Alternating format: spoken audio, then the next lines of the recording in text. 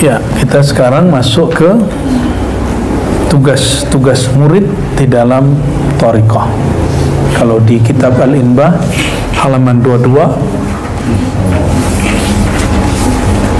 Imam Ibn Arabi menyebutkan sekitar 12, ya, 12. Ini ada beberapa fasal, kita loncat, tidak masalah karena satu fasalnya berdiri sendiri seperti hikam. Jadi seandainya dimajukan, dimundurkan, tidak ada masalah. Mari kita bacakan surah Al-Fatihah. Nuhdiha للنبي صلى الله عليه وسلم ولسادتنا الأنبياء والمرسلين والأولياء العارفين والعلماء العاملين وخصوصا سيدي شيخ محي الدين الشيخ الأكبر ابن عربي. الفاتحة. بسم الله الرحمن الرحيم. إياك نعبد وإياك نستعين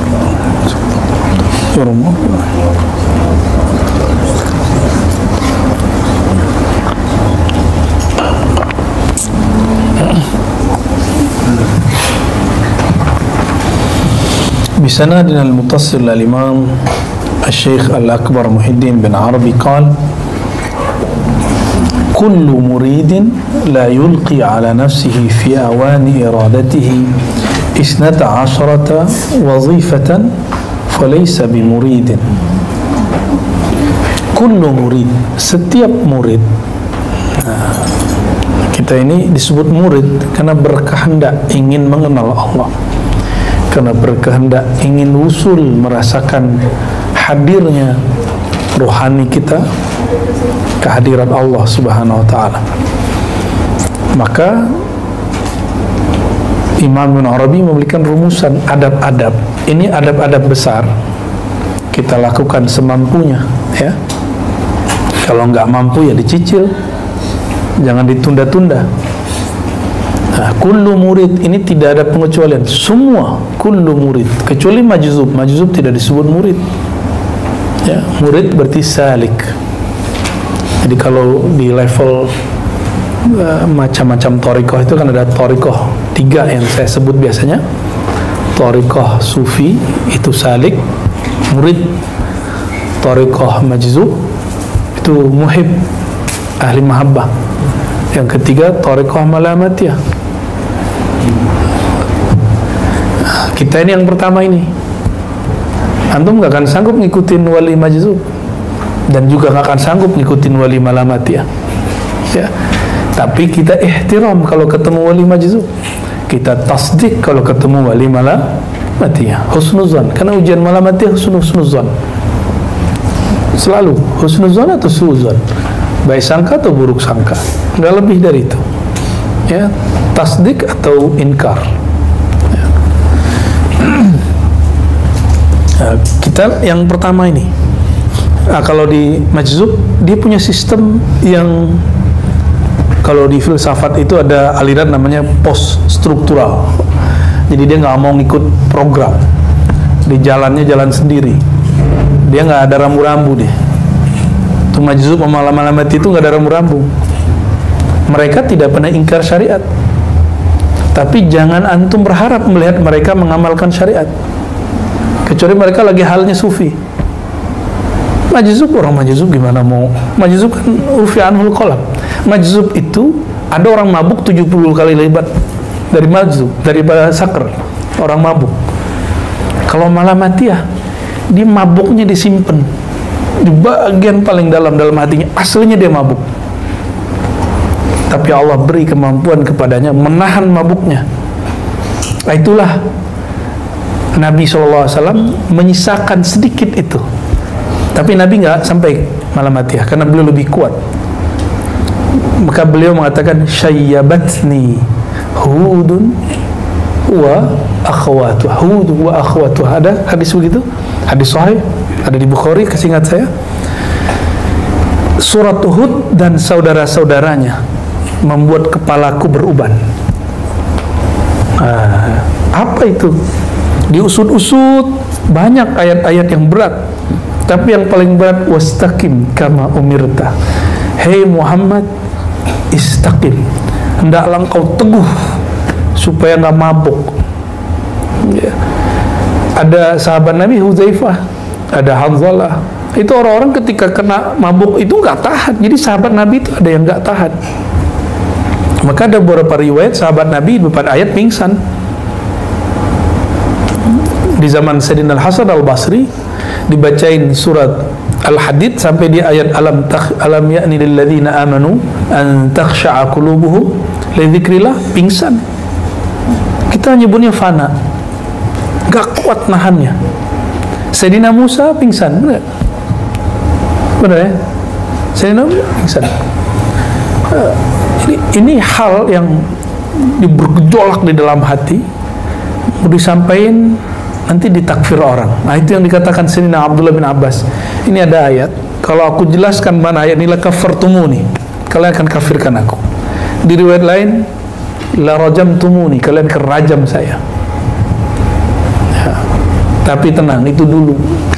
Sekarang ilmu ini sudah bertahap dibuka, sudah dimulai oleh Imam Hakim Tirmizi di abad ketiga, diteruskan Imam Sulami, Imam Kusyairi, terus sampai sekarang. Akhirnya ilmu ini menjadi biasa. Cuma meskipun biasa, kita harus pakai cara menjelaskannya. Kalau enggak, nanti tambah gawat nanti ya. Nanti orang salah paham lagi. Nah, jadi kita tidak sanggup, antum nggak akan sanggup ngikutin pola-pola Wan Sekhon, nggak sanggup. Ya, ikut Bahlul ente ntar. Ya, hanya orang-orang yang dikuatkan kolbunya. Itu yang khidmat ke beliau itu berat sekali ujiannya. Tanya ke orang yang khidmat ke wali-wali majzub. Dulu ada Habib Ja'far Al-Kaf, berat sekali. Tapi tasdik beliau dapat anugerah, dibukakan oleh Allah batinnya, dilapangkan pikirannya. Sama oleh malam mati ini lebih dahsyat lagi. Nah, dan malam mati itu setiap zaman ada. Dulu di zaman Syekh Abdul Qadir Jilani, muridnya, jadi mabuknya Syekh Abdul Qadir Jilani diturunkan kepada Quthaib Alban, turun ke beliau. Kalau nggak ada orang mabuk kayak beliau, nggak akan ada orang seperti Salahuddin Al-Ayyubi. Karena gurunya mabuk, muridnya betul-betul dahsyat. Nggak bisa nyelesain Palestina kalau nggak Salahuddin. Siapa gurunya, mursyidnya? Quthaib Alban. Jadi kalau ada orang hari ini jualan khilafah, tapi jauh daripada nur ilmu asrar ini, ilmu tasawuf, saya meragukan dia. Ya. Salahuddin Al-Ayyubi kemudian mengambil alih Al-Azhar tanpa perang, tanpa darah. Tuh, kalau udah dapat nur kewalian. Padahal sebelum itu Salahuddin Al-Ayyubi masih perang saudara dengan teman-temannya. Perang sama ini, perang. Ketemu Quthaib Alban, nggak ada, aman. Dibersihin nama Quthaib Alban. Quthaib Alban, jangan antum harap ketemu dia lagi sholat. Dia nggak ingkar sholat. Dia di dalam begitu itu ingat Allah. Antum di dalam sholat lupa Allah. Tuh, gimana? Yang belagu sosok pinter sholat. Kita ini baru latihan sholat. Ya, kita ini baru bener-bener latihan, belum bener-bener sholat. Ya. Tanyalah antum ke guru-guru ya, salam. Ya, tanya ke kawan-kawan kita, apakah dia benar-benar sholat? Kan hakikatus sholat, aqimis sholata li dzikri. Apa benar sudah mendirikan sholat dengan zikrullah? Kan belum. Saya masih meragukan ini. Ya. Kita ini baru latihan zikir. Maka kalau ketemu wali-wali majzub, wali-wali malamatiyah ini, kita ihtiram dan tasdik. Kita katakan, aku tidak ingkar kepadamu, tapi mohon maaf, mungkin tidak sanggup mengikutimu. Boleh mengatakan begitu, nggak ada masalah. Ya. Tapi kalau antum mau ikut, silakan. Mau khidmat sama mereka. Ya. Kalau anda angkat tangan. Nah, kita khidmatnya di bidang lain. Nah, kita jalurnya yang pertama, Thariqatus Sufiyah. Tapi jangan ngerasa sufi juga. Kita sedang belajar, ingin mengikuti jalan mereka. Ada sederhana begitu. Ya, masa sufi begini, sarungan pakai kopiah hitam, ini kan nggak pas. Sufi pakai apa dia? Pakai apa ya? Orang banyak sufi itu kemana-mana ke serban gitu, kemana-mana buat tasbih, udeng-udengnya. Itu bukan sufi. Udah ngeliat orang Yaman belum? Nyabit rumput pakai serban. Itu pakaian adatnya orang Arab. Tapi ada yang sorban ulama, itu ada. Orang-orang ulama Saudi sebagian berlebihan juga mengatakan bahwa serban itu libasus syuhrah, pakaian syuhrah. Itu berlebihan juga. Ada syekh mereka namanya Utsman Al-Khamis. Ya, ditanya sama orang, gimana hukum pakai serban? Jawab dia, itu libas syuhrah. Libas syuhrah itu gaya-gayaan, berbeda sama orang. Di hadis Abu Daud itu dimurkai Allah orang pakai libasus syuhrah. Lo nggak boleh ngomong begitu, itu kan pakaian Rasulullah. Kita cukup katakan niat kamu apa pakai serban, gitu aja. Maka saya tidak sepakat dengan fatwa yang mengatakan bahwa pakai serban libasus syuhrah. Ya. Oke, pakai aja. Ya, mau pakai kan? Ntar kita suluk pakai kok. Saya suluk nanti full pakai 10 hari. Insyaallah. Ditambah khirqah. Dulu kita cuma pakai khirqah, nggak pakai serban. Tapi sekarang kita akan pakai serban, insyaallah ya, biar lebih. Karena malaikat itu berserban. Malaikat berserban. Para nabi hampir semua serbanan. Kalau ulama cuma Izzuddin bin Abi Salam yang nggak pakai serban. Kayak kita ini lah, pakai kopiah kupluk udah taruh gitu di kepalanya. Ya. Tapi ingat juga ilmu itu kadarnya bukan berdasarkan tebalnya sorban. Serban itu libas ulama, gitu aja dah. Ya. Jadi para sufi yang diturunkan yang paling basic di bawahnya adalah murid. Nah, kita ini kullu muridin la yulqi ala nafsihi fi awani iradatihi. Seorang murid yang tidak yulqi, ya, yang tidak menempatkan dirinya di dalam ranah kemuridannya. Iradatihi itu kemuridannya. 12 adab atau tugas wazifah. Falaysa bimurid, maka dia belum disebut murid yang shadiq. Dia murid tapi belum shadiq. Shadiq artinya apa? Shadiq terpercaya, yang lurus, yang hakiki. Ya. Di sini nggak ada maksum, nggak ada terpelihara di dosa, nggak ada. Ya. Tidak pernah bermaksiat, nggak ada, nggak mungkin, karena selain Nabi pasti bermaksiat. Ya. Nggak pernah salah, itu nggak ada di sini. Tapi antum coba lihat, ya, kalimatnya umum-umum sekali. Yang pertama, talabus syekh. Nah, ini nanti bisa kita ringkas ya. Ini kan jadi 12, tenang, ntar amanah jadi 4. Ya, dirukshoh nanti insyaallah. Ini standar Imam Ibn Arabi. Jadi sufi. Baru murid belum sufi. Pertama, talabus syekh wa ihtiramuhu idza wajada. Mencari guru dan menghormatinya apabila telah berjumpa. Syekh di sini syekh apa? Syekh mursyid khusus.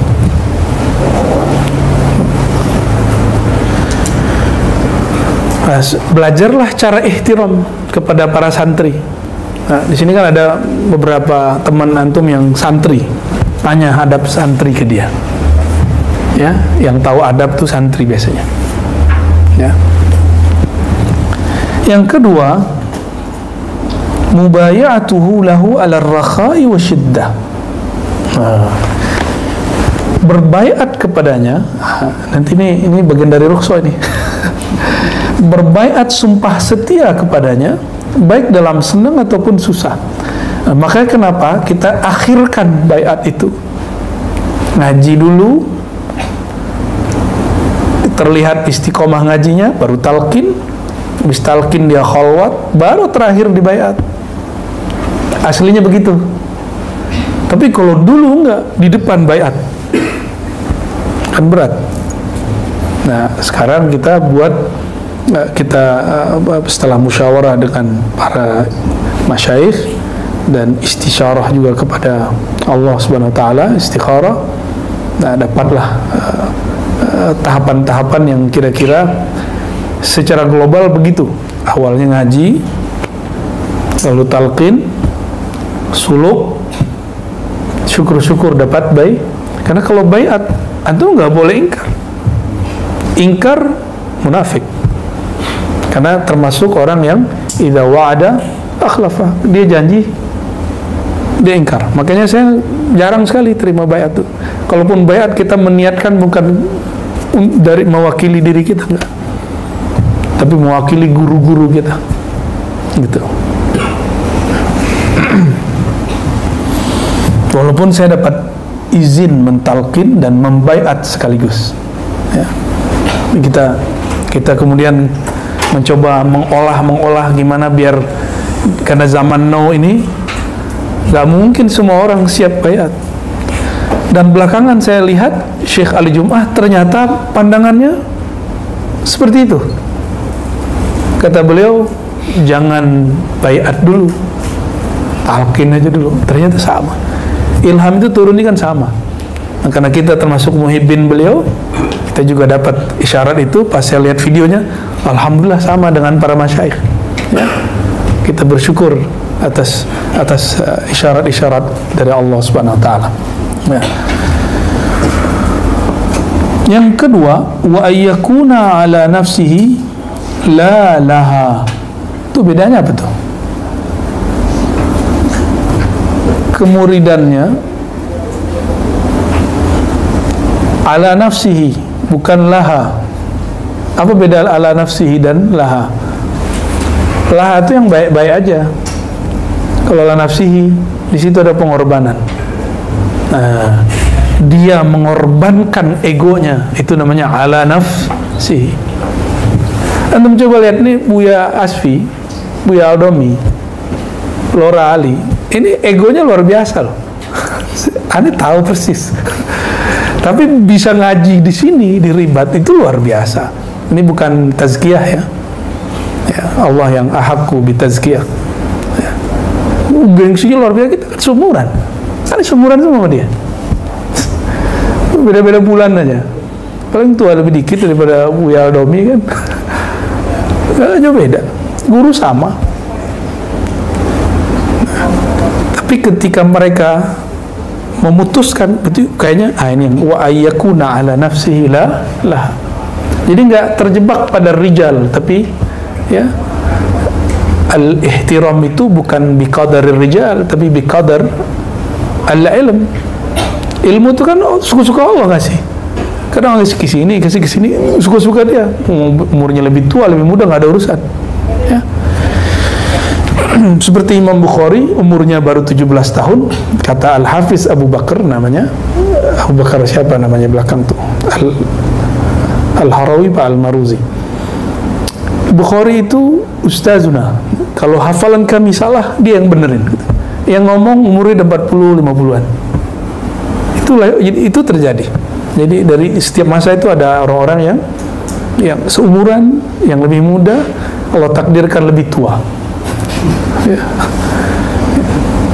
Lihat aja main-main mereka, apa seumuran dia ada main-main begitu kan? Nggak ada, lebih tua dari umur. Ya.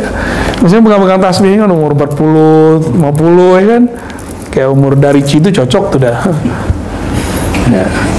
Ada orang yang di dalam kemudaan dia matang, daripada tua childish, mending muda ente ketuaan, itu lebih baik.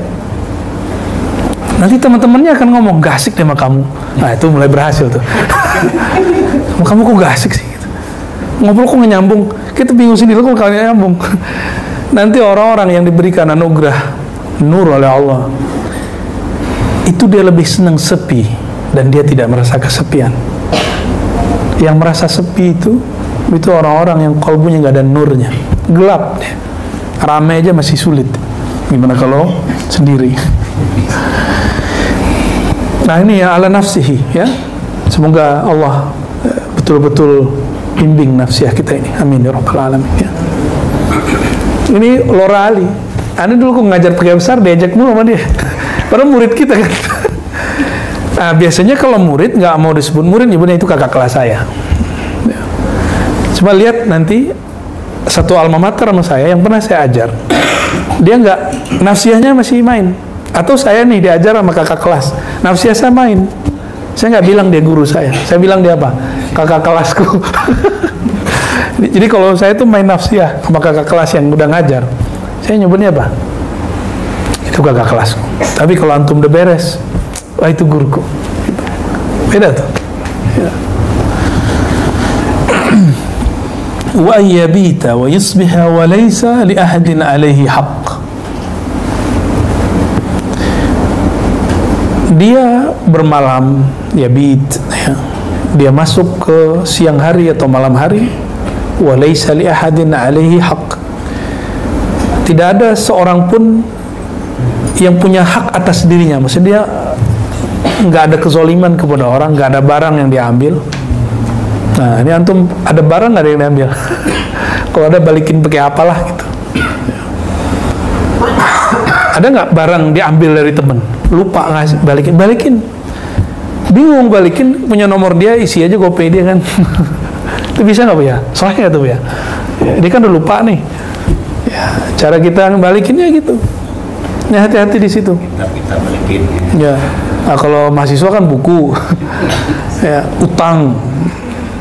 Apalagi kalau ibu-ibu tuh biasanya ngambil piring tuh.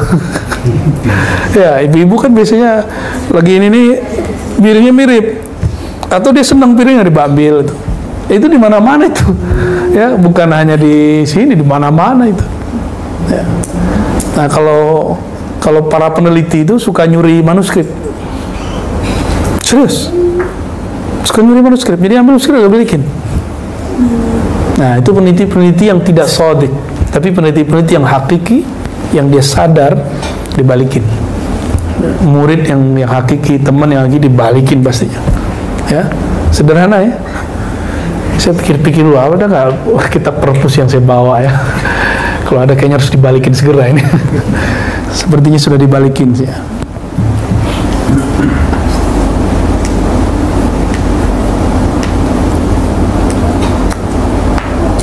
Wa khidmatul ikhwan. Nah, yang nomor 4 ini lazim, tidak bisa ditawar-tawar. Nomor 5, ini usaha.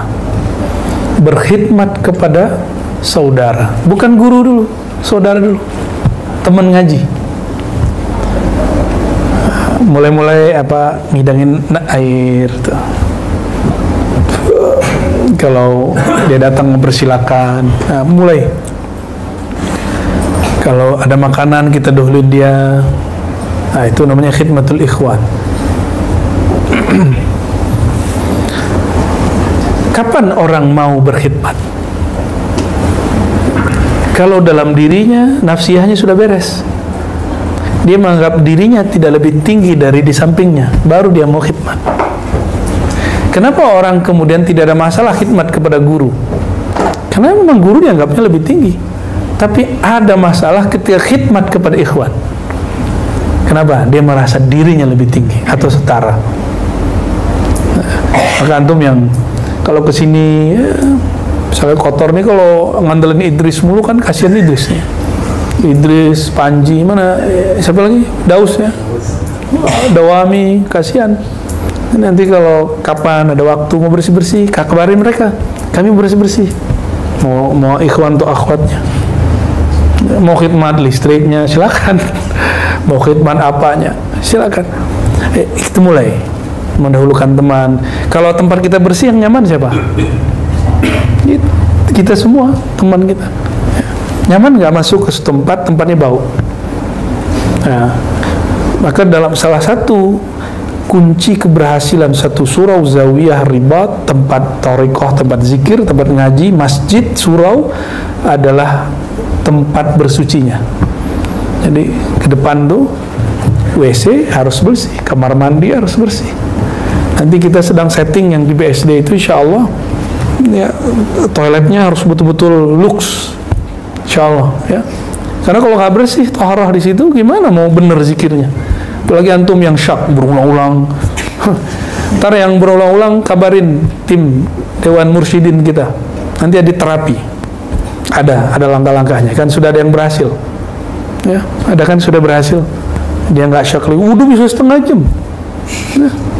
Orang masuk ke kamar mandi, ke tempat wudhu cakep, keluarnya basah di mana-mana. Ya. Melupakan esensi wudhu, sibuknya di ya, udah nyampe di kaki lah, kayak telinga kurang, naik kaki lagi. Itu tanda-tanda masih belum beres. Nah, itu bisa diterapi nanti. Ada terapinya. Nah, nanti pola-pola itu akan bertahap kita. Tapi sekarang jangan dulu. Sekarang kami sedang berbenah ya. Kita sedang berbenah, sedang mengerjakan apa yang perlu kita kerjakan. Ya. Jadi khidmatul ikhwan wa bi ayyaral fadla lahum fi khidmatihi in qabiluhu qadiman. Kalimatnya. Bahwasannya dia melihat al-fadla lahum. Ada keutamaan pada temannya, sahabatnya, ikhwan. Fi khidmatihi, terutama ketika berkhidmat kepada mereka.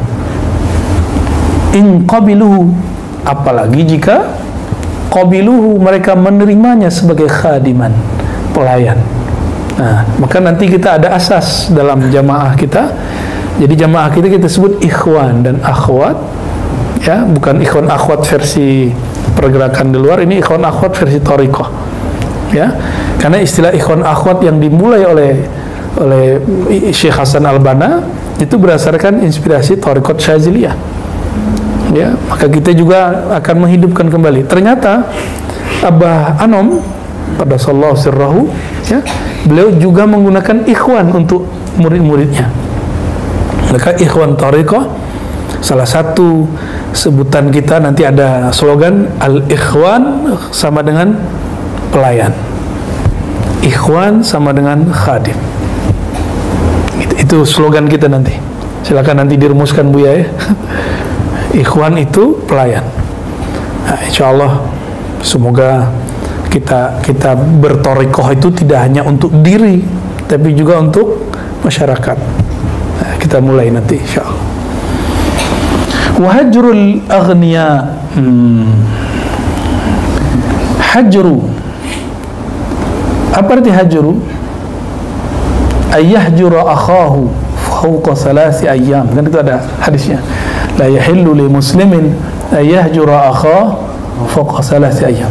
Tidak halal bagi seorang muslim tidak menyapa, tidak nyambangi orang-orang yang aghnia. Aghnia ini super kaya, bukan so kaya. Nah, maka hajrul aghnia berarti menjauhi orang-orang yang sibuk dengan dunia. Ini untuk murid, bukan untuk guru. Kalau guru nanti dikejar sama ahli dunia, tenang aja tuh. Guru itu nggak perlu dideketin. Apalagi zaman politik begini ya. Sudah banyak tuh yang mau datang tuh ya, ke buya-buya gitu, ini banyak yang mau datang. Coba aja lihat kalau mau pilkada, mau pemilu, kiai-kiai didatangin. Ada yang berharap doa, ya ini masih bagus. Ada yang berharap si kiai ngajak jamaahnya, itu yang kurang ajarnya. Ente politisi kurang ajar tuh ya. Kalau ada yang begitu tolak.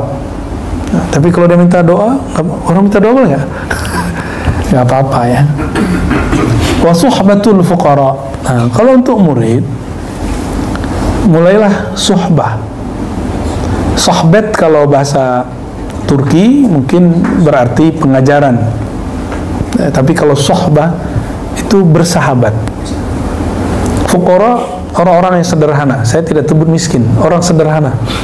Fuqara hakiki bukan yang miskin secara ekonomi. Fuqara hakiki al-muqtasid, orang yang sederhana. Ya.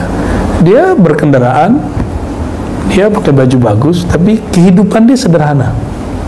Ya. Itu fuqara. Antum al-fuqara'u ilallah. Kalian itu fuqara kepada Allah. Hakikatul faqr, kata Imam Surawardi, bukan kamu lusuh, bukan kamu kemudian pakaianmu jelek, bukan kamu tidak ada kerjaan, bukan. Hakikatul faqr itu ketika hati bergantung kepada Allah Subhanahu wa ta'ala. Gimana, hatinya sudah bergantung belum? Ya. Nah, kalau di Malamatiyah lain, di Majzub lain. Majzub Malamatiyah itu antum kayak mungkin ujiannya dibalik. Ini kan murid. Kalau di Malamatiyah bukan hajrul aghnia, deketin, perotin kalau bisa. Karena itu cara tarbiyah mereka kepada aghnia. Seperti Sidi Ali Al-Khawas ditemui oleh Imam Sya'rani apa yang dijadiin?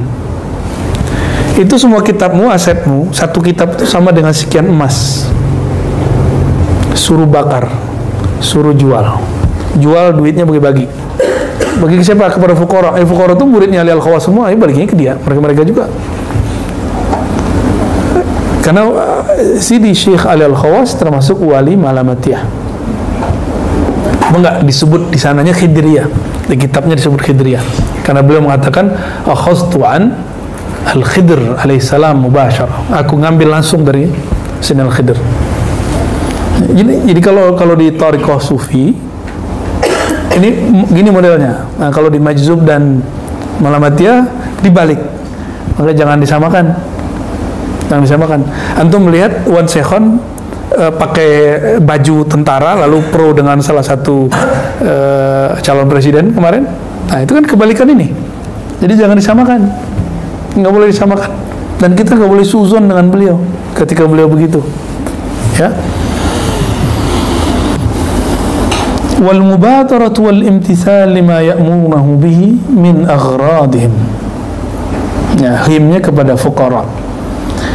Bersegera, mubadarah wal imtithal, dan segera melakukan, mewujudkan apa yang mereka ajak, yang mereka perintahkan, min aghradihim, dari keperluan mereka. Nah, fuqara ini inspirasinya adalah ahlus suffah. Ahlus suffah itu mereka dulu makannya sama Rasulullah. Dan yang paling parah itu bukan hanya ahlus suffah yang jadi sulit masa itu. Di masa perang Khandaq, sebelum perang Khandaq itu Madinah sempat diboikot. Akhirnya hampir semua rumah kelaparan kecuali 1-2 rumah yang menyimpan gandum. Antum bisa bayangkan, ini ada orang 1000 mau perang belum makan.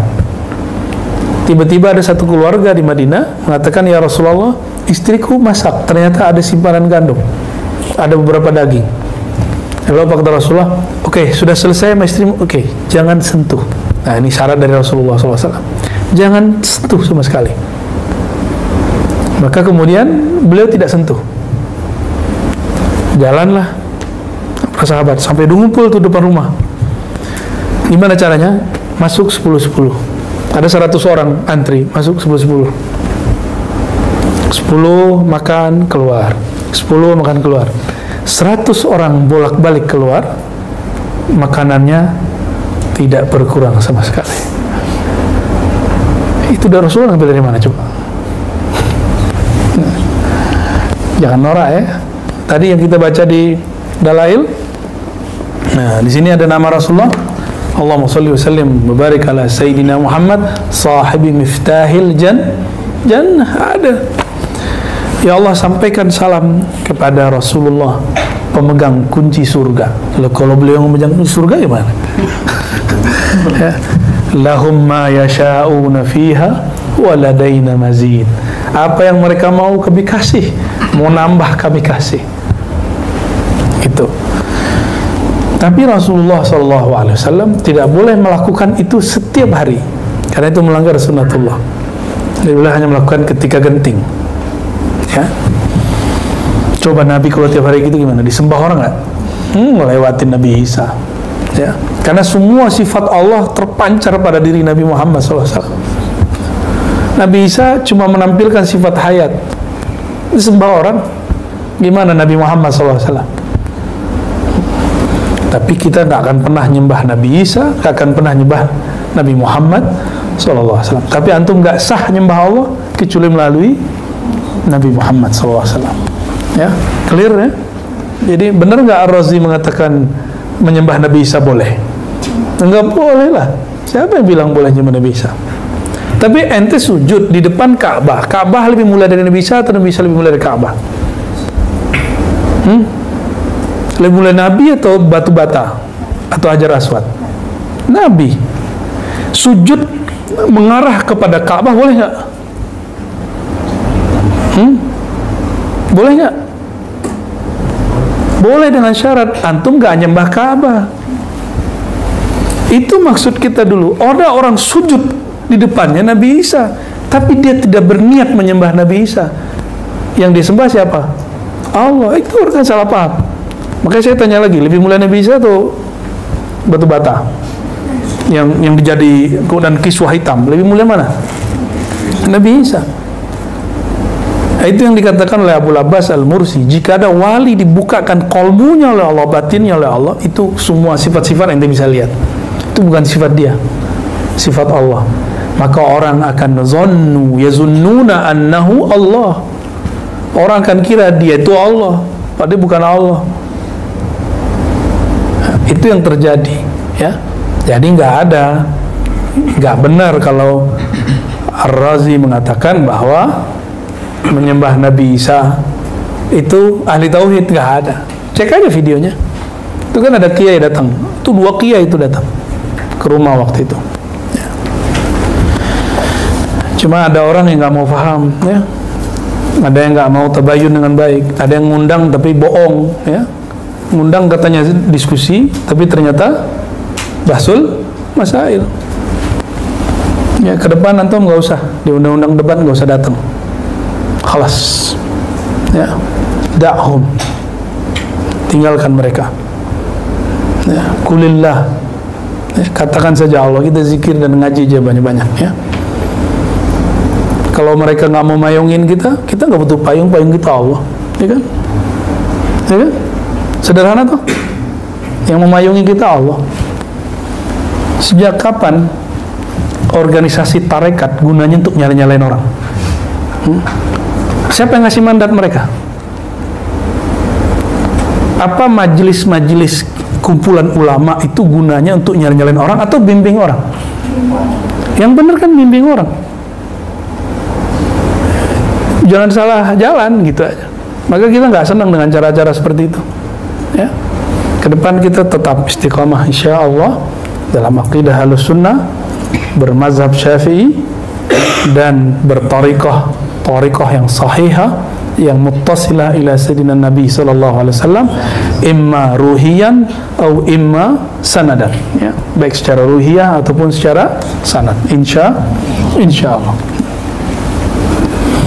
Wastidamatu dzikr. Nah, nyambung nih. Mudawamah. Istidamah itu berusaha untuk mendawamkan zikir. Namanya udah dawam kan? Udah dawam. Tidurnya masih dawam nih. Gimana cara istidamah? Jadi kalimatnya bukan dawamul zikir, tapi istidamatu zikir. Berusaha mendawamkan zikir. Karena dawam zikir cuma dia doang yang punya nama nih. Ya, nggak mungkin kita. Wa muhasabat wa muraqabatul qalb. Nah, orang kalau sudah zikir dan tetap ngaji, bermakrifat, lama-lama berbuah zikir dan ilmunya, disebut dengan muraqabah. Zikir tanpa nyebut, itu namanya muraqabah. Paling basic itu cukup ingat nama, disebut wukuf qalbi atau wukuf mutlak atau muraqabatul wukuf. Nanti naik, ada rasa bersama, nanti ada rasa kemana aja ngelihat dia, itu namanya muraqabah. Ainama tuwallu fasamma wajhullah, disebut muraqabah ainiyah pakai hamzah. Muraqabah itu banyak, di kitab tuh belum lengkap. Ulama kita nyebutin sebagian aja karena ini capek nulisnya banyak. Akhirnya oleh masyayikh kita ditulis 7, 14 berapa. Itu nggak ada ujungnya.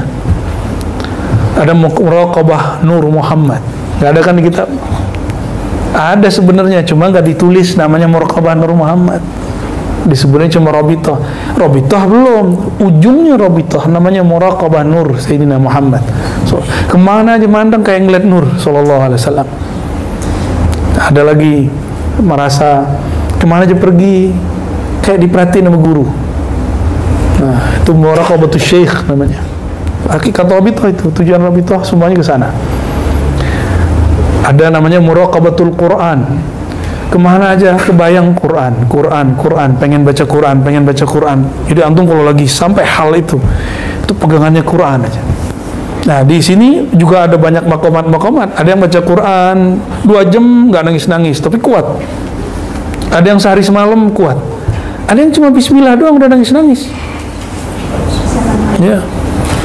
Ada yang cuma baca Fatihah doang sudah nggak sanggup lagi melanjutkan. Jadi dalam muraqabatul Quran itu ada hal-hal lagi, banyak sekali. Ya. Ada muraqabah apa lagi? Kalau Wiyah itu udah mabuk tertuh. Itu ke Allahnya. Ini masih muraqabah standar Wiyah. Tapi standarnya udah tinggi banget ini. Ya. Kalau Wiyah sudah babnya sudah kesana-sana udah. Ada muraqabah namanya muraqabah sunnah. Kayaknya pengen ngamalin sunnah aja. Nanti ada yang akan ngalamin itu. Dan itu tidak mungkin kalau nggak ngaji hadis. Jadi zikir riyadhah dengan apa? Riyadhah dan ngaji itu satu kesatuan. Kita satuin. Karena ada yang tidak bisa diibaratkan oleh apapun kecuali dengan ngaji. Ya. Ada orang yang muraqabatul wudu, pengen wudu terus. Wudunya masih ada, mau sholat wudu lagi. Tapi wudunya nggak kayak tadi setengah jam, bukan. Itu namanya was-was tuh, walhan namanya. Ya. Ada muraqabatul sholat, waduh kemana-mana aja. Di perasaan dia kayak sholat, tidur aja sholat. Orang normal kalau tidur mimpi sholat berarti dia belum sholat. Kalau dia emang nafasnya berasa dia kayak masih lagi sujud, rasa itu dibawa keluar. Nah nanti dibagi-bagi, ada yang bab takbir, ada yang bab fatihah, ada yang bab ruku, ada sujud, itu yang dia rasakan. Jadi muraqabah itu banyak sekali. Nah sekarang di sini dikerucutkan satu, muraqabatul qalb, muraqabah qalbiyah. Karena semua muraqabah tadi terminalnya di mana? Di qalbu. Ya. Nah, qalbu kalau sudah karam fana sang qalbu ini dalam salah satu sir nama Allah, barulah dia masuk kepada bab huwiyah. Huwiyah itu adalah awal dari fana'ul abdi fi sirri rububiyyatillahi tabaraka wa ta'ala. Awalnya. Makanya kalimat awal di kul huwallahu ahad itu pakai hu. Kul hu. Nah, itu hu itu adalah fananya. Jadi bagi orang-orang ahli zikir, ahli ma'rifat, ahli haqa'iq, ayat ini spesial. Makanya sepertiga Quran di situ. Ya. Tapi ada yang nolak tuh, ya. Kualat dia sekarang. Nolak dia, penafsiran ayat ini tuh berkembang terus, ya. Wa muhasabatun nafsi nomor 11. Muhasabatun nafsi alal khatarat, ya. Ini tariqahnya Al-Imam Al-Muhasibi, ya. Beliau ini dia muhasabah nafas. Ini bisa nafas, bisa nafsi, ya. Kalau kita artikan nafsi ke jiwa, bahasa kerennya Lora, introspeksi, kayaknya ribet banget ya. Kita nggak usah pakai bahasa gitu deh, ya. Ya. Menimbang-nimbang, menghitung-hitung kelemahan diri alal khatarat, ketika terjadi bisikan-bisikan, lintasan. Khatarat jamak dari khatarah, artinya lintasan, lintasan rohani, lintasan batin, lintasan pikiran. Hati-hati itu.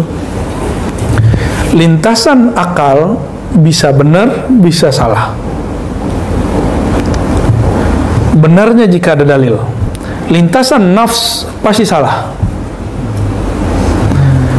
Lintasan kolbu sawab. Lintasan ruh al-haq. Itu dia bedanya. Karena la salba fir ruh, tidak ada yang negatif pada ruh. Ruhani dia sudah steril dari apapun, maka tidak ada hijab pada ruh, tidak ada syahwat yang negatif pada ruh. Ruhani itu sudah bening dia. Tapi siapa yang begitu? Hanya Rasulullah SAW. Kita belum sampai. Kita sedang belajar-belajar ke arah sana. Dan gerbangnya cuma qalbu. Babul qalbi al-aql. Babnya qalbu akal. Babur ruh al-qalb. Bab masuk ke dalam ruh itu benerin qalbu. Itu. Maka muhasabatun nafsi alal khatarat itu dilakukan dengan zikir astaghfirullah yang rutin.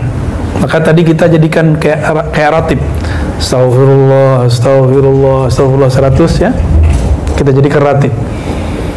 Nah, antum kalau baca astaghfirullah itu dihunjamkan ke bagian mana yang banyak maksiat, otak yang jorok, istighfar kan, astaghfirullah, itu rasanya nikmat.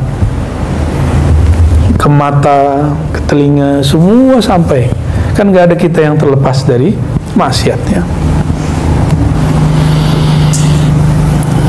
Muhasabatun nafsi alal khatarat. Bisa juga diartikan muhasabatun nafasi. Wah, ini lebih tinggi.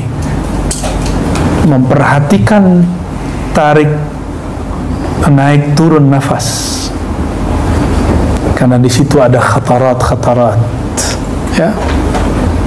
Nah, kita levelnya baru nafsi, belum nafasi ya.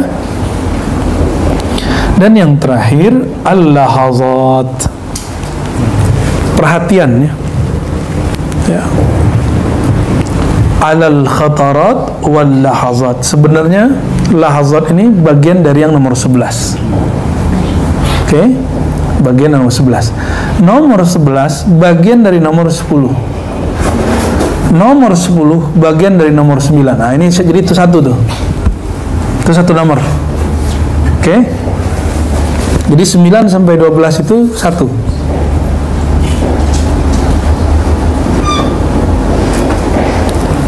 5 sampai 8 itu satu. Karena dia amal sosial. Khidmatul ikhwan, hajrul aghniya, subatul fuqara, mubadharah lima yamuruna bihi min aghradihim, itu amal sosial. Nah, itu boleh disebut adab ijtimai, adab bersosial, adab bermasyarakat, adab sesama murid. Selama ini itu belajar adab ke guru. Kapan belajar adab sesama murid? Nah, nanti saya request ke Buya Aldomi, kalau ada waktu bacakan di Tanwirul Qulub tentang adab ma'al ikhwan ya.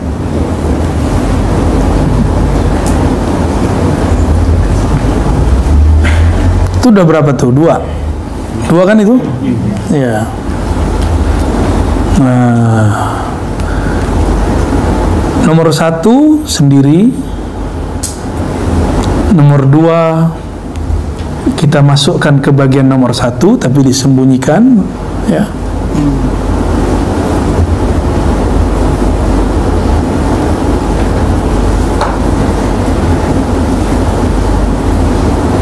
Termasuk nomor 3 itu bagian adab kepada guru itu.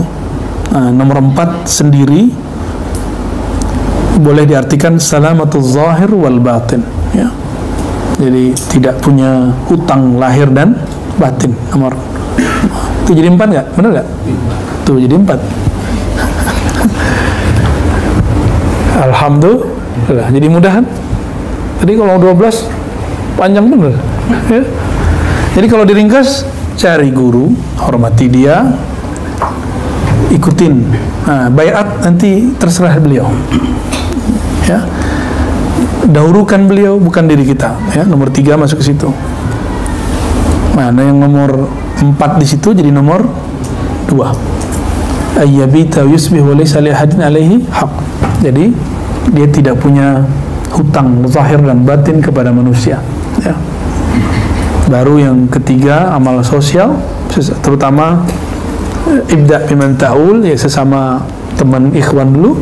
Yang ketiga baru masuk ke kolbu. Jadi puncak keempatnya masuk kepada bab kolbu. Benar nggak? Keempatnya baru kolbu. Fa in waffa al-murid bihadhihi al-wadha'ifi falyubashshar bi khairin. Kalau sang murid sudah mengerjakan 12 yang kemudian dibagi 3 jadi 4 itu, maka falyubashshar bi khairin, maka berikanlah dia kabar gembira bahwa dia sudah melakukan hal yang baik. Wa illam yafi falyanzur li nafsihi kaifa yusallihuha. Kalau belum, berusahalah ya. Insyaallah ini masih dalam sisi manusiawi.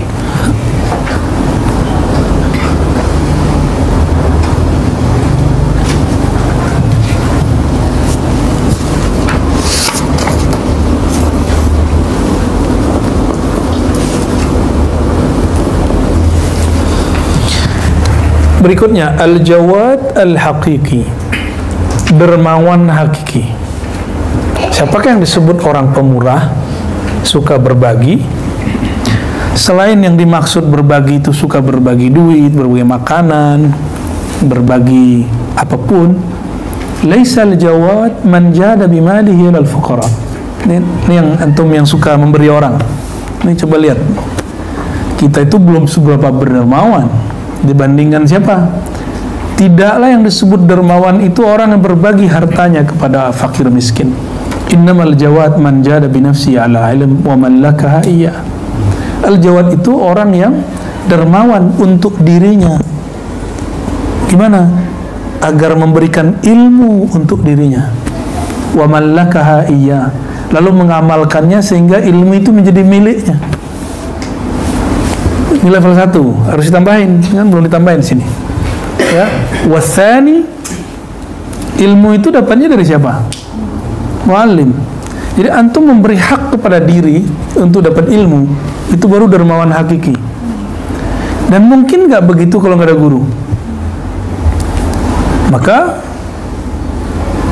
aksarun nas jadan atau ajwadul jawad, ya. Orang yang paling jawad itu guru yang memasukkan ilmu itu ke dalam qalbu antum.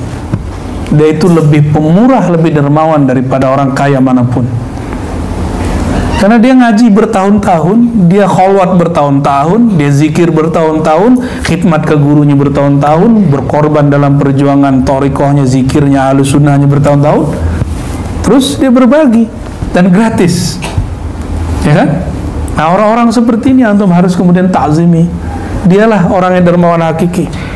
Jadi kalau membantu pergerakan mereka, jangan hitung-hitungan. Saya udah bantu sekian, ya, biasa aja, ya. Karena dia adalah orang yang dermawan hakiki. Dan dia bisa begitu kenapa? Karena gurunya kenapa? Karena Rasulullah SAW aksarun nas, ya, yang paling jawad.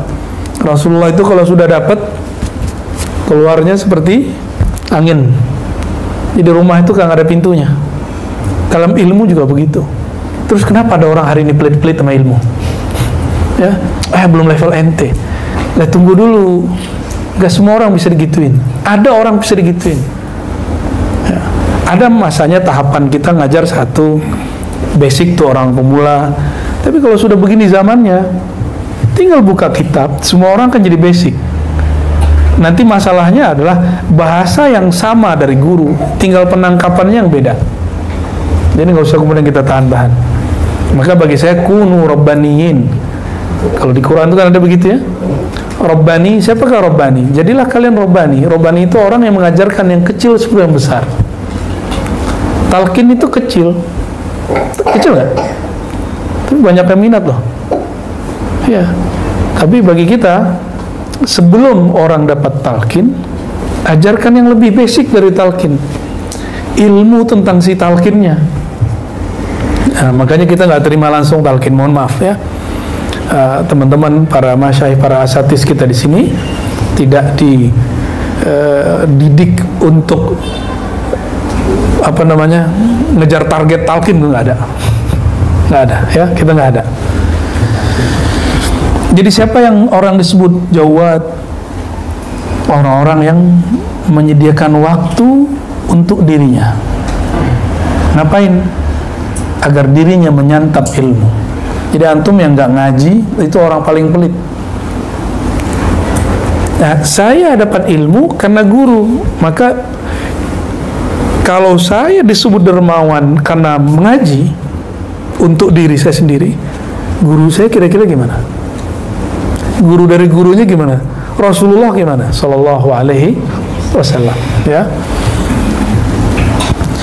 Min ilalil murid an-nafsiyah, kullu murid raja'a ila sabab ba'da qat'ihi fali'illatin fi nafsihi, wa kullu 'arifin baqiya ma qat'il asbab wa lam yarja' ilaiha fali'illatin fi nafsihi. وكل عالم بالله يتغير عليه حاله ويقع له التميز عنده بين إقامة الحق له في السبب وإقامته له في تركه فلعلة في نفسه. Salah semua ini. faman arada yanjuwa min hadhil ilal falyasbah fi bahril azal wal yaqta' sadamatil amal wal yakun ala akhiril ajal. Ngeri kali makomnya Imam Ibn Arabi ini ya. Ini coba lihat level. Jadi setiap level dari hamba Allah itu ada masalah tersimpan dalam dirinya. Nah, masalah itu disebut illah. Illah itu kalau dalam ilmu hadis sesuatu yang kelihatan zahirnya sahih, tapi ketika dicek ada waham di dalamnya. Ya. Benar gak itu Lur Ali? Ya, sahih ya. Nah, illah dalam ilmu kerohanian juga sama. Murid raja'a ila sabab. Murid itu terhijabnya penyakit batin dia ketika dia kembali mengandalkan asbab. Apa asbab yang paling parah? Dia merasa dirinya berwirid. Karena saya wirid nih, maka saya begini. Karena saya punya tirakat nih, maka saya begini. Kalau dulu zaman Korun itu dalam hal duniawi itu tercela. Apa kata Korun? Saya bisa begini karena usaha saya. Padahal didoain Nabi Musa, dia lupa sama kekuatan doa. Nah, sang murid juga sama. Saya bisa merasakan kehebatan ini, kedahsyatan zikir ini, itu karena saya suka bergadang tiap malam. Tuh, mulai ada rasa-rasa begitu, hati-hati ya. Gimana cara ngobatinnya? Ngobatinnya cuma satu, ngaji aja. Ntar lama-lama dia hilang sendiri ya. Wa kullu arif, ada juga orang yang sudah sampai derajat murad, arif, udah murad nih, dia udah kenal. Ternyata dalam istilah Ibn Arabi, arif dan alim lebih tinggi alim, tapi di atas alim ada lagi. Jadi bagi dia murid, arif, alim, di atasnya ini yang kamil. Tapi dia nggak sebut istilahnya, kita aja kasih istilah al-kamil ya. Boleh nggak kasih istilah ya? Boleh-boleh aja lah ya. Kan tugas kita di akhir zaman ini ngasih bab, ngasih fasal, menjelaskan mana yang sudah dulu dijelaskan, memudahkan mana yang dulu dianggap sulit, membagi-bagi mana yang berserakan, meringkas mana yang panjang, kan tugas kita itu ya.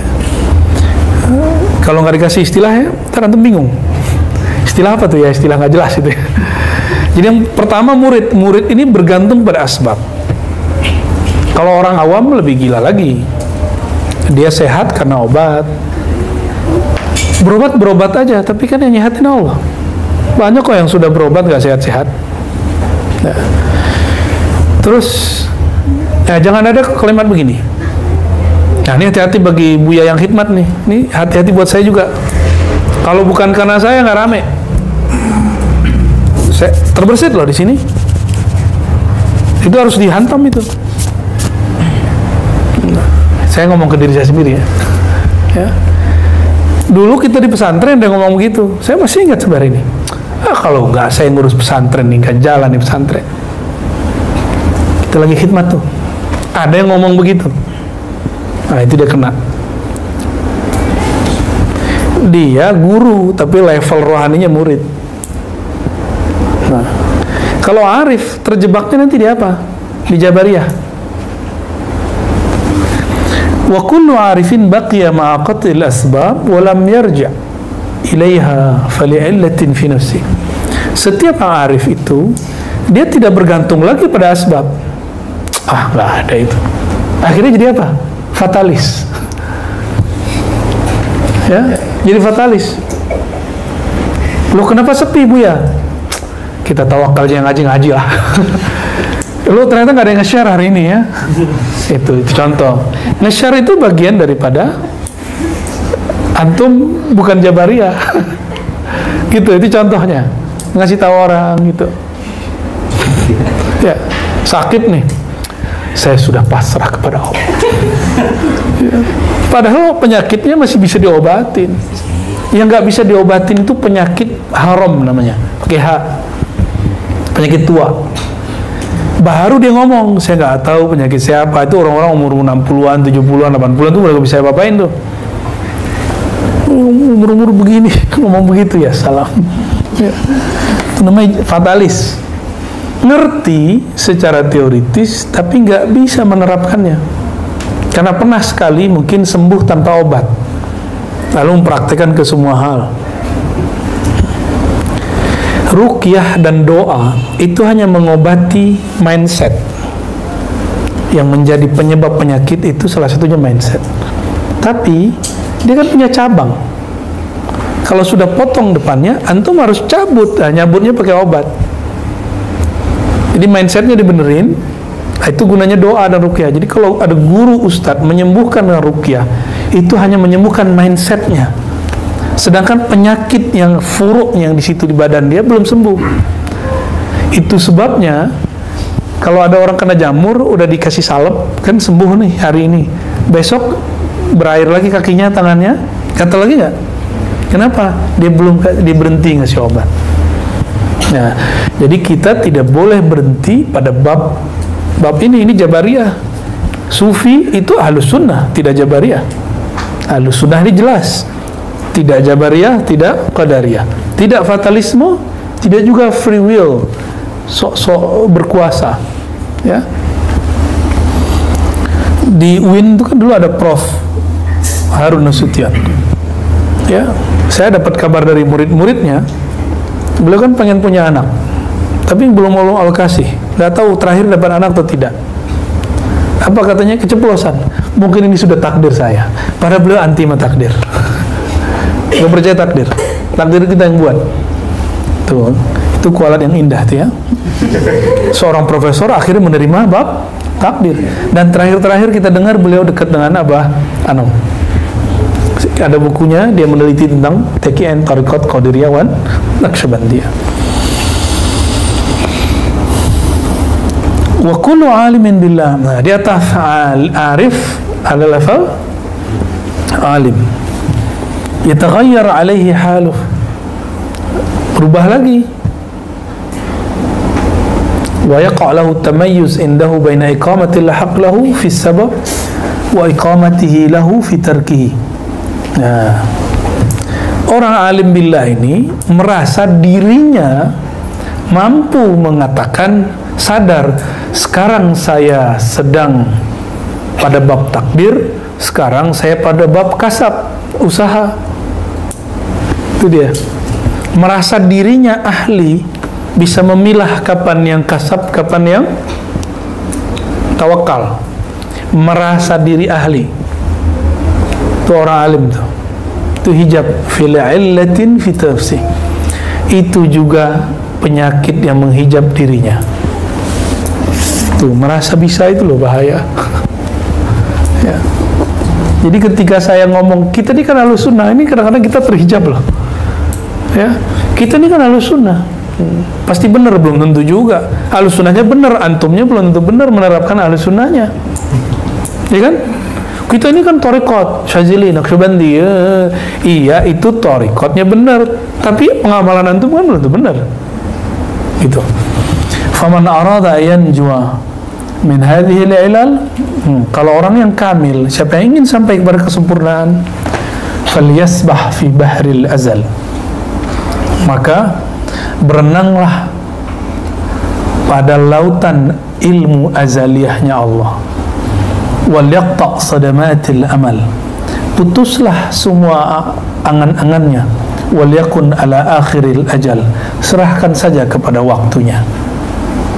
Nah, ini bukan fatalisme, tapi dia bergerak dengan ilmu azaliyah Allah. Maka orang ini nggak pernah kaget.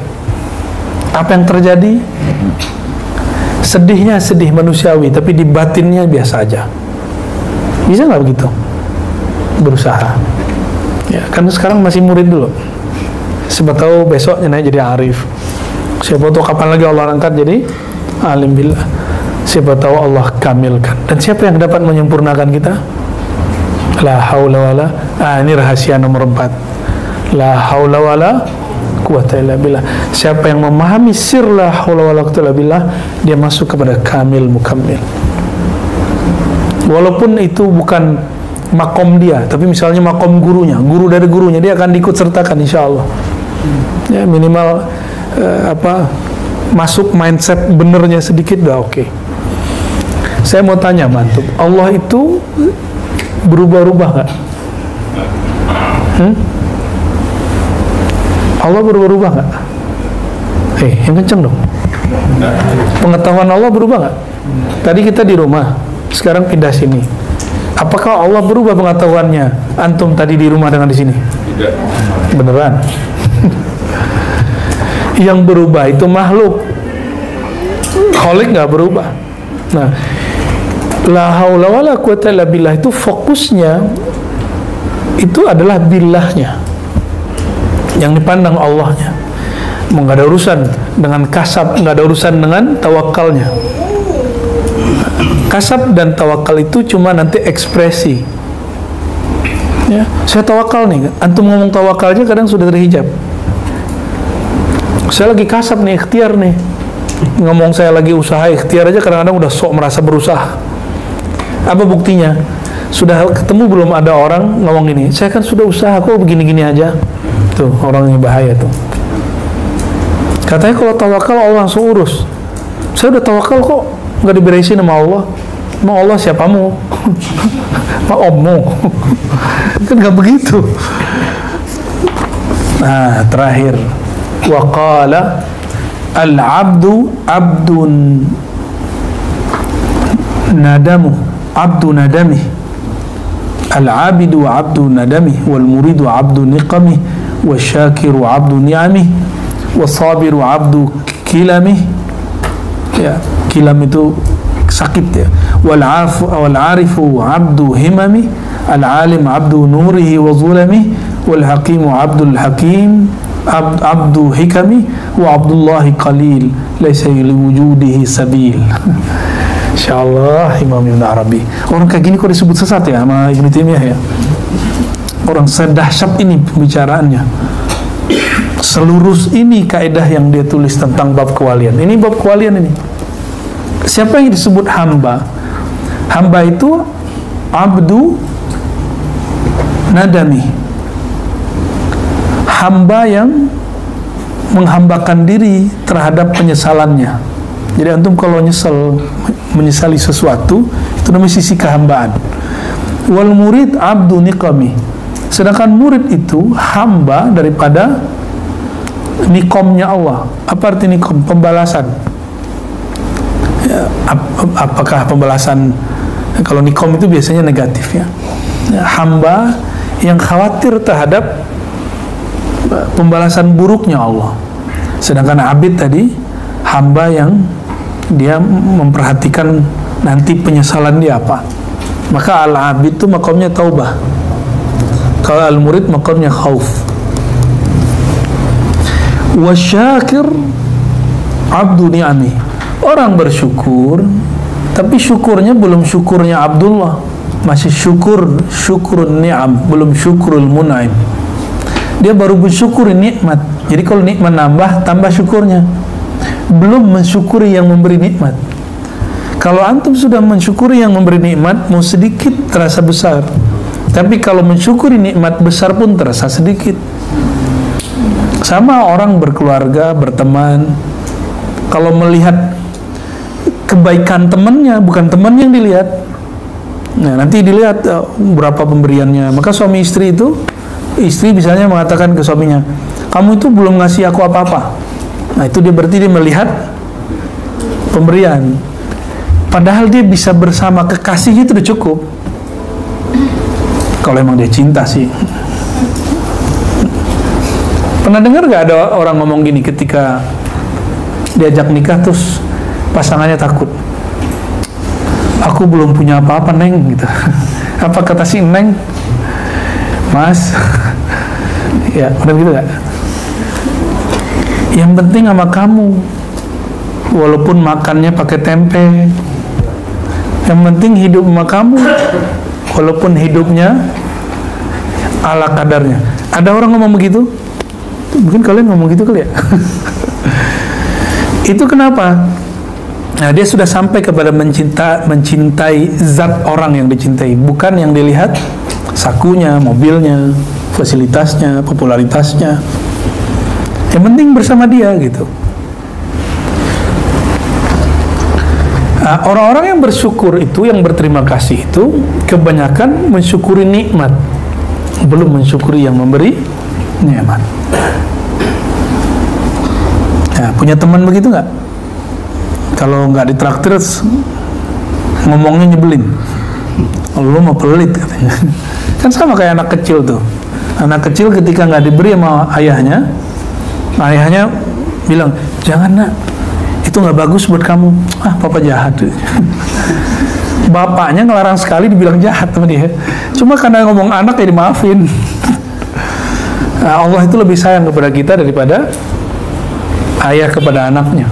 Maka antum udah ngeluh berkali-kali, itu belum dilibas sama Allah kan. Itu kalau Allah mau, habis kita udah ya. Wasabiru abdu kilameh. Orang disebut penyabar karena dia menahan kilam, rasa sakit. Ada kalam. Kalau kalam lisan. Mungkin kilam ini kata-kata yang menyakitkan juga bisa ya. Nah, tapi dalam bahasa Arab kilam itu rasa sakit. Jadi kalau kita berdoa, Allahumma ja'alni minas sabirin, antum siap-siap menerima rasa sakit. Mau? Ini kejadiannya sama nih. Kejadiannya sama. Satu syakir, satu sabir. Satu lagi apa? Arif. Kejadiannya hampir sama. Tapi yang satu bersyukur, yang satu kemudian berdoa, ya Allah, jadikan aku orang yang bersabar. Dia nangis karena nggak kuat sabar. Jadi dia doa aja udah kayak kesakitan. Paham maksudnya? Jangan minta jadi orang yang sabirin aja. Allah menyebut dirinya bukan sabirin, tapi sabur. Tapi karena kebanyakan orang dia terjebak di situ, Allah masih bersamai. Itu baiknya Allah tuh. Makanya ayatnya innallaha ma'as sabirin. Baiknya Allah sama kita tuh. Ya ditemenin sama Allah. Antum yang merasa kesakitan, maka lihatlah orang-orang yang kesakitan, pasti dia nyebut nama Allah dengan semua bahasanya dan semua nama Tuhannya. Ya enggak? Kalau lagi di atas pesawat tuh turbulen, semua nama Tuhan keluar. Ya, ateis pun menyebut nama Tuhan. Ya, kalau ateisnya dia biasa di lingkungan orang-orang Kristiani, dia akan bilang, oh Yesus. Kalau ateisnya biasa di kalangan Muslim, ya Allah, ya sama. Ya.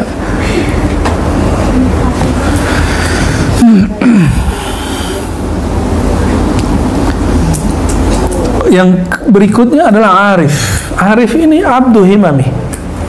Dia hamba dari himamnya, keinginan-keinginannya. Itu himam. Ingin makom ini, ingin makom itu. Makanya belum dikasih makomnya kepada si Arif ini. Kenapa? Karena dia bersyahwat terhadap makomat. Ya. Al-alim abdu nurihi wa zulmi. Lain dengan alim. Alim ini hamba cahaya dan gelapnya. Maka ujian orang alim itu hujjah kesolehan dan kehinaan maksiat yang bergelimang pada diri orang yang dicurigai wali. Ini wali nih, kayak Qutb Alban, dibilang wali, lo kok kita sholat dia nggak sholat, dia malah orang kecil berdiri di depan masjid, ya, bilang wali, orang istinja dia nggak istinja, itu kejadiannya, ya kan?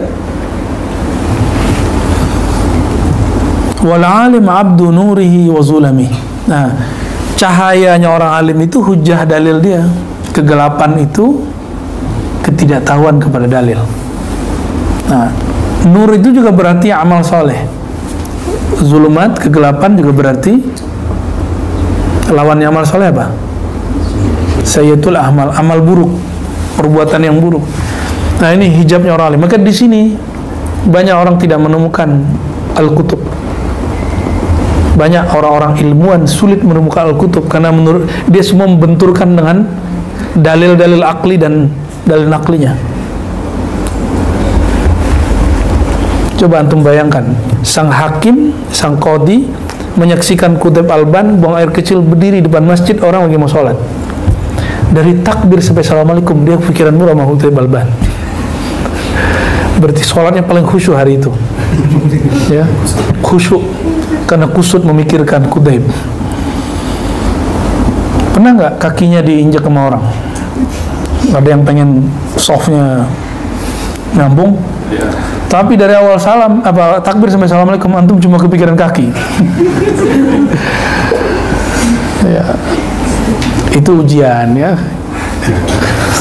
Ujian ketemu orang begitu. Jadi kalau begitu udah biarin aja. Dia karena sedang mengamalkan ilmunya. Antum yang sudah ngerti gitu nggak usah kesel. Geli, aduh jangan, biarin aja.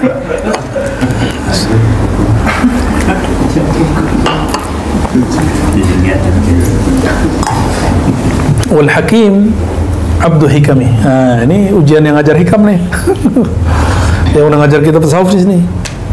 Al Hakim, orang yang bijaksana, hamba dari ibarat-ibarat bijaksana. Maka dia memandang orang yang hebat itu yang bisa mengungkapkan ibarat yang indah-indah. Dikira itu yang wali tinggi. Belum tentu juga. Ya. Yang utuh menjadi hamba Allah itu qalil. Wa abdullahi qalil. Laisa liwujudihi sabil. Enggak ada jalan jadi hamba Allah kecuali Allah sendiri yang memilih si hamba. Jadi sekarang lihat aja kita nih yang mana nih? Ya. Ya. Kayaknya nggak ada semua ya, Lora Ali ya. Terus kok ada orang jadi panitia kebenaran tuh gimana ceritanya tuh ya? Merasa diri paling benar, dia adalah gawang Ahlus Sunnah, dia adalah dewan yang bisa meluruskan para mursyid, ya salah. Ya. Yang bisa meluruskan, mengawasi semua torikot-torikot. Loh dia siapa? Siapa yang ngasih mandat dia? Rasulullah. Nggak ada. Kita kalau ngikutin kitab ini, kita nggak bisa. Ya. Laisa liwujudihi sabil. Jadi teman-teman, ketika ada antum nanti yang dapat tugas-tugas kerohanian, tugas-tugas torikoh, nggak boleh GR, biasa aja. Ya, biasa aja kita. Kita ini abdun. Semoga kita jadi Abdullah. Itu aja harapannya. Ya. Kebetulan tugasnya lagi jadi alim, nggak apa-apa. Yang penting kita Abdullah. Tapi siapa yang memberikan keabdulan itu? Hanya Allah yang tahu. Oleh karenanya, fala yadda'i ahadun annahu fi hadzal maqam. Enggak boleh seseorang mengatakan saya sampai di maqam itu kecuali dia sedang sakar, dia sedang mabuk. Fa amma bi ni'mati rabbika fahaddits, baru boleh cerita. Itulah kata Rasulullah SAW. Jadi ketika Rasulullah disebut subhanalladzi asra bi 'abdihi, itu sudah paling tinggi. Nah, minimal katakan ya Rabb, aku belum sanggup menjadi mutlak sebagai abduka ya Rabb ya Allah, tapi ya Allah fashhad, saksikan ya Allah aku mencintai sang Abdullah, baginda Rasulullah sallallahu alaihi wasallam. Itu yang kita kemudian katakan. Kenapa? Al-mar'u ma'a man ahabba. Orang itu akan dikumpulkan bersama yang dia cinta. Jadi laisa li wujudi sabil. Hatta Ibnu Arabi mengatakan dirinya nggak sampai di maqam itu. Hatta Syekh Abdul Qadir Jilani mengatakan ana lastu minhum. Abdul Hasan Sajili mengatakan la lastu minhum. Tapi mereka mengatakan sepakat, kami mencintai orang yang kau sebut Abdullah ya Rabb. Ya. Maka kita juga katakan ya Allah, walaupun kami tidak layak menjadi pecinta beliau, tapi kami berusaha mencintai beliau. Ya. Ala hazinni wa li kulli niyatin salihah wa li anna sallallahu ta'ala hubbahu wa hubba man yuhibbu wa nas'alullaha yarzuqana al-amal alladhi yuballighuna ila hubbihi. Al-Fatiha. A'udzu billahi ya nasin siratal ladzina an'amta 'alaihim ghairil maghdubi 'alaihim waladdallin. Walhamdulillahi rabbil alamin wa sallallahu ala sayyidina Muhammad.